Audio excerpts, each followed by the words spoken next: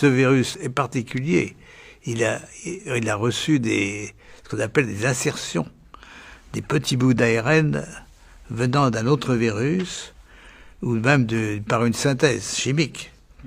Donc on commence à connaître, mais la vérité a du mal à passer, parce que les auteurs eux-mêmes ne veulent rien dire. Ils ont ordre de ne rien dire. Il vaudrait mieux admettre que ce virus a été en partie fabriqué, qu'il s'est échappé d'un laboratoire de haute sécurité. Pourquoi on n'en parle pas de cette création? Pourquoi on refuse de l'entendre, ça, ce message?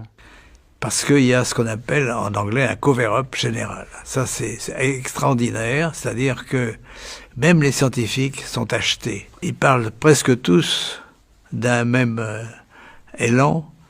C'est un virus qui a été produit par la nature. C'est faux. C'est faux, ils le savent très bien. Il y a la peur de perdre sa carrière, si vous voulez, en reconnaissant la vérité. C'est quelque chose d'extraordinairement mauvais pour la science. Est-il vrai quand même que souvent les maladies infectieuses sont graves au début, moins ensuite? Oui, c'est vrai. C'est vrai? Oui, c'est vrai. Ça nous laisse un bel espoir. Ah oui, mais moi je suis pas super inquiet.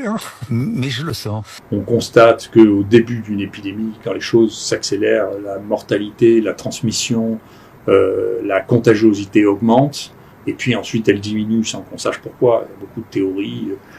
Est-ce que c'est l'immunité générale de la population? Qu'est-ce que c'est? On n'en sait rien. C'est décrit depuis le 19e siècle. Et là, on a ici les chiffres de Santé publique France, publiés aujourd'hui. Les courbes d'hospitalisation, les courbes de réanimation ne cessent de décroître depuis début avril.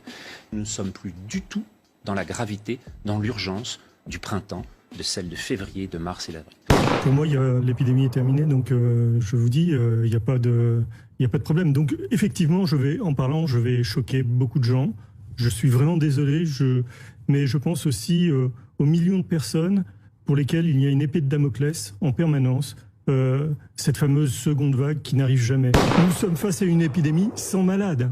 Je suis un scientifique qui tente de rassurer une population. Nous n'avons pas une épidémie infectieuse, nous avons une épidémie d'angoisse, si vous voulez. Si, honnêtement, il n'y a pas plus de morts cette année que ce qu'il y en a eu en 2017, en 2018, 2019 et moins qu'en 2017. Donc c'est quand même pas la peine de mettre le feu au vieux port.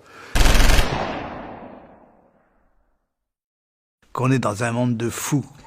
Un monde de fous. C'est-à-dire que la science donne des vérités. On ne croit plus à ces vérités. On transforme la vérité selon les besoins de l'économie. Et donc, voir un ministre de la Santé français interdire un médicament qui semble agir sur ce fameux virus dont vous parlez tout à l'heure, c'est absolument étonnant, absurde. Et bien que les journaux scientifiques se sont rétractés, lui ne s'est pas rétracté, il continue. Alors qu'est-ce qui nous gouverne? Vous voyez, c'est un monde de fous. Moi, je suis fier de ce que j'ai fait avec mon équipe à Garches. On a quand même en France, avec Marseille, c'est à l'hôpital de Garches, c'est là où il y a eu le moins de décès chez les patients hospitalisés. Je suis fier de ce résultat. Parce que vous leur avez donné de l'hydrochloroquine? Bien sûr, on l'a fait dans le cadre du décret, parce qu'on était un peu encadré. Mais le jour où on a commencé à faire ça, il n'y avait plus beaucoup moins de passages en réanimation et de décès. C'était spectaculaire. Même les aides-soignants, les infirmiers de mon service l'ont vu du jour au lendemain. Et l'hydroxychloroquine, tout le monde s'en fichait. C'était presque sans ordonnance il y a 1 an. Et donc on passe de sans ordonnance, vous n'avez plus le droit de prescrire de tout, il ne s'est rien passé entre les deux. Vous croyez ça, mais c'est parce que vous croyez au conte de fées, mais moi j'y crois plus depuis longtemps, je regrette d'ailleurs. Je raconte à mes petits-enfants, mais j'y crois pas, vous voyez. Ils veulent absolument caser le remdesivir, qui est une molécule qui a montré qu'elle ne marchait pas du tout sur la mortalité. Ils ont quand même truqué aux États-Unis l'étude en cours de route, quand ils voyaient que ça ne marchait pas sur la mortalité, ils ont changé les critères d'évaluation. Donc on a menti en disant que l'hydroxychloroquine ne marchait pas. Oui. Parce que l'hydroxychloroquine, ça marche. Comment est-ce qu'on peut même défendre l'idée qu'un médicament qui a été pris par 2 milliards de personnes est devenu, en 2020, toxique? Comment on peut défendre simplement cette idée? Comment ça a pu être défendu dans les plus grands journaux médicaux du monde? Est-ce que ce sont des intérêts financiers tellement monstrueux? Est-ce que c'est que nous n'avons plus de bon sens? Est-ce que c'est que nous sommes incapables de regarder ce qui s'est passé dans le passé? Ceci restera dans l'histoire de la médecine, et je pèse mes mots, on parle encore dans un siècle de l'histoire qui a fait penser dans le monde que l'hydroxychloroquine pouvait tuer entre 10 et 30% des gens quand elle était prescrite. Personne ne pourra croire qu'il s'est passé une crise de cette nature-là, tellement elle est folle. C'est quelque chose qui témoigne d'un profond problème, aussi bien de la manipulation des esprits, de l'ignorance, de l'incompétence, qui restera et qui laissera une trace dans tout le siècle à venir. Pour l'instant, il n'existe pas de deuxième vague. Or, on nous l'a affirmé pour le relâchement en avril, pour le déconfinement en mai, pour la fête de la musique en juin et pour les clusters en juillet. Il n'y a, vous l'avez vu, aucune deuxième vague dans aucun des pays d'Europe. Si, comme pour les orthomyxovirus, c'est-à-dire les virus de la grippe, ce virus mute, s'adapte et prend une forme saisonnière, alors à ce moment-là, on va la voir réapparaître. Mais il ne s'agira en aucune façon d'une deuxième vague liée au relâchement du comportement des Français. Ce sera simplement une phase sur laquelle un virus est en train de s'adapter dans un contexte environnemental totalement différent. Le masque ne joue pas qu'un rôle physique de protection par voie respiratoire. Il joue un rôle de signal il y a une maladie contagieuse qui circule. Et donc ça, c'est de la science de type sciences humaines et sociales. Mais c'est par les mains que ça passe. Si on observe, si on accepte de sortir d'une fausse science qui a 50 ans, on a leur montré des grosses images de gens qui ils éternuent, c'est pas vrai. Voilà, c'est pas comme ça que ça se passe par les mains. Et il suffit d'une demi-heure d'observation à chacun d'entre nous pour voir qu'il n'est pas possible que ça passe par autre chose que par les mains et ensuite sur les objets inanimés. J'ai dit ça, c'est vrai que c'est un coup de colère parce que cette gestion a été calamiteuse. Il n'y a jamais eu de décision. Vous dites un confinement qui confine à la bêtise. Je reprends le titre du chapitre, ouais, par exemple. C'est de tout, le confinement, les masques, les tests, les traitements. On n'a jamais pris de décision. La seule action que j'ai vue, c'était on compte les morts et on attend.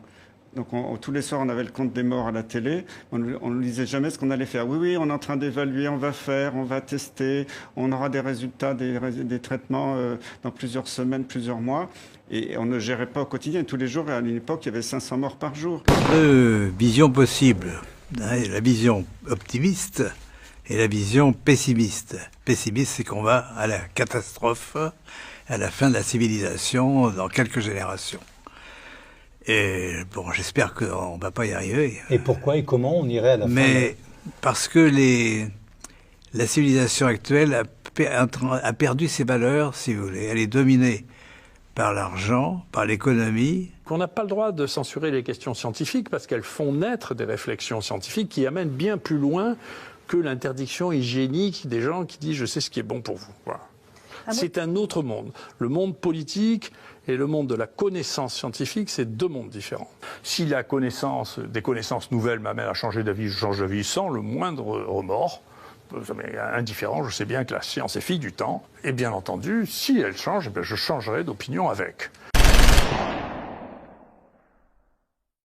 J'en veux beaucoup au ministère de la Santé, aurait dû vérifier avant de s'appuyer sur ces experts, que ce soit le conseil scientifique, que ce soit le Haut Conseil de la santé publique, où beaucoup ont des conflits d'intérêts majeurs avec les laboratoires, dont le laboratoire Gilead ou même à Vic et à Bott, qui sont concernés là-dedans.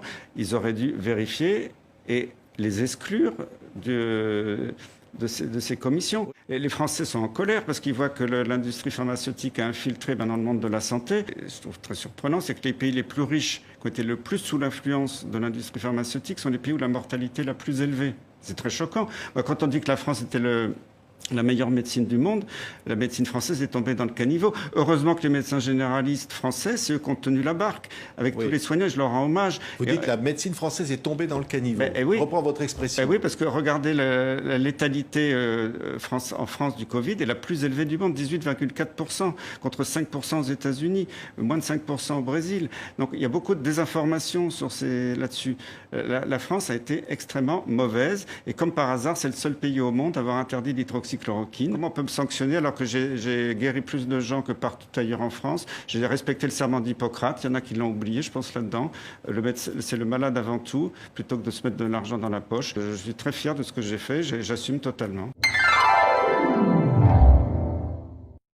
Je trouve que cette anxiété est un peu montée par les gens qui nous gouvernent, malheureusement. Par ceux qui nous gouvernent. Oui.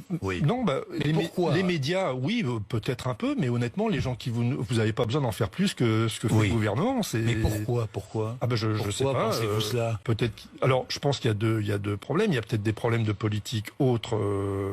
Et ça leur permet de cacher d'autres réalités, de ne pas parler d'autres réalités. Ça, j'en parle pas parce que c'est pas dans mon domaine. Oui. À plusieurs reprises, des personnes ont voulu m'intimider pour me dire non, vous ne devez pas parler. Et qu'on vienne me dire que j'apporte de la confusion, alors qu'il y a eu pendant 6 mois une confusion totale, des atermoiements dans tous les sens, tout le monde s'est trompé.